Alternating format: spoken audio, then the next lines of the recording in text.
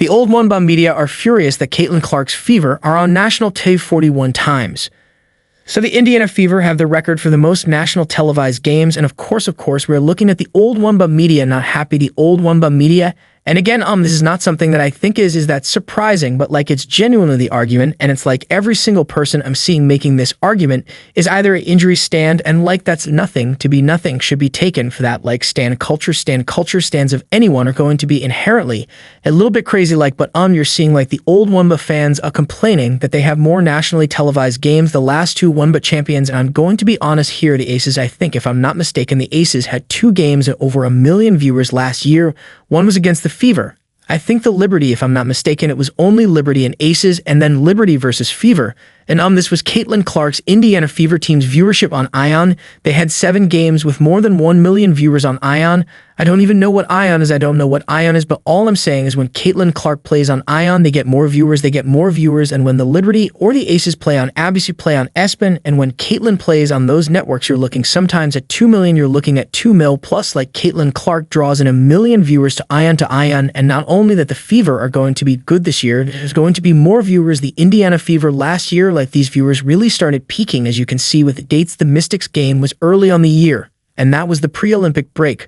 But that was the 30 points on 5 consecutive threes, and that was kind of the start of her like really kind of stepping up, and you're looking August, late July, September, June, late June. So this is when Caitlin really started, and all of these games here, like the 12th of July Mercury game, Caitlin had already beaten the Mercury. She had already beaten the Liberty by then, so it was like Caitlin had ascended into who should have been player of the month in the Eastern Conference.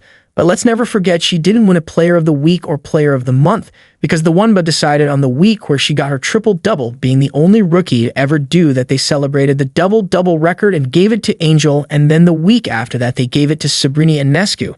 And then while legitimately posting Caitlin Clark's highlight tape, they posted Caitlin Clark's highlight tape and congratulated Sabrina Ionescu, so clearly it was meant to be Caitlin Clark. They changed their mind last minute.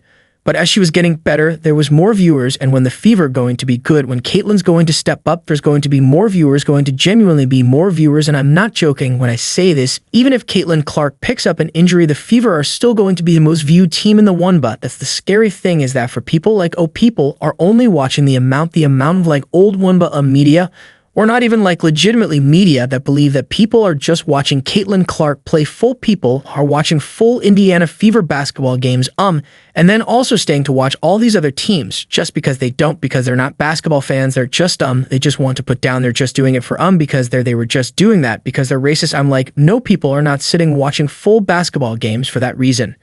They're not, and I think a lot of the people, the trolls on Twitter, aren't watching any basketball games on either side. They're not watching any basketball games, but like that is just a mad thing. Like that is genuinely a mental, that's a mad thing. But seeing people complaining about the Fever getting these televised games and being like the Wamba are trying to force the Fever down their throats, down everyone's throats. But it's like these TV networks are not charities. Like I will always give the example. I am a Leeds United fan. You see, wait 1 second. You can see a Champions from this signed jersey thingy. I don't even know if it's a jersey signed display from we won the championship in 2020 like we are in. When we are not in the Premier League, there are some teams in the championship that have like 5 games all year that are televised on Sky, which is like the main, which is basically the national televised. Leeds out of 46 games might have 35, and every single team gets the same cut of the TV network revenue. These Wamba media are so dumb. The old Wamba media is so dumb that they don't realize that the more views the Wamba gets as a league in 2 years' time, when they're allowed to renegotiate their TV deal in 2 years' time, they can renegotiate it. They look at viewership, and the more views they get in total, the more they can renegotiate for in 2 years. The more they renegotiate for, the more the players get. And I stand by this. The old Wamba media, it's ungrow the game. They want money to come out of. They want money to just appear. They want the Wamba to plant some money trees on every single team, and then freaking just hand the players more money.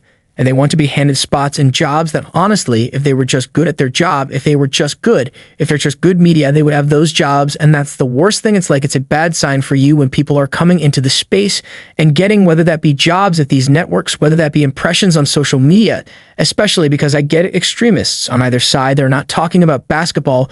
But like, even if you take away every one of those videos on my freaking channel and you just have the pure basketball analysis for games, I still pull in more hits than the entire old Wamba media media combined probably, but like it's mad, it's just mad the whole thing. Like they don't realize that the more viewers in total, the more money there's going to be in a TV deal, and the more money there's going to be in a TV deal, the more money they're going to make these players, the more money they're going to make.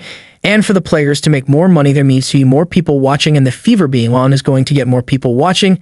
And as we saw last year, a lot of people that are starting to watch for Caitlin Clark for the fever watch the WNBA. For those reasons, quite a decent chunk of them stay, and it's only 10%, but those 10% are still bigger than the entirety of the old WNBA fan base. So like it makes most sense.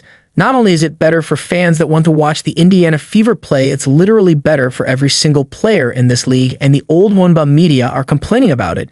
This isn't it without question. Good thing filling arenas. If you are filling arenas, let's say you are the Atlanta Dream, and you fill that 16,000 seat arena, and those 16,000 fans really enjoy their experience there, and they all want to go to more Atlanta Dream games, and then suddenly you start selling out of your 3,500 seater stadium like that. No one can get a ticket. It's the hottest seat in town. Then suddenly more games can be in the big arena.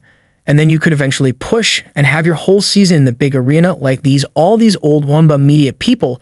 Like it is the most short-sighted dumb, and I have ever seen. Everything screams under the game. The trajectory the WNBA is going on is up and up and up and up and up. It's only going up. And yes, of course, it can't be solely around one player, but you also can't ignore the fact that one player, one team is way more popular than everyone else. You got to like the WNBA this season. You consider finally, it seems like they're trying to use the Fever's popularity and Caitlin Clark's popularity to boost the league, which they didn't do last year, and that is the only way for long-term success. No sort of TV quality. Like, I'm sorry, nobody wants to watch the Sun against the Dream. Nobody wants to watch, and I mean this, like these are some decent teams, but nobody is going to go out of their way on a Saturday night prime time to watch Jordan Canada dribbling down the ball, dumping it into Brittany Greer, who has to shoot a hook shot over 3 people, because Bri Jones in the paint as well, and Ryan Howard every single time she touches the ball, launching the ball at the rim. Sometimes it goes in, sometimes it doesn't. And in watching Alicia Gray run the fast break, and if she can't do anything in the fast break, you got to just hit an open shot. She can't do anything else because there's no spacing. Like, you can either watch that, or we can either have that on primetime TV, or we can have an Indiana Fever team who push the pace, have someone who can pull from 30 on any given possession, this elite passer.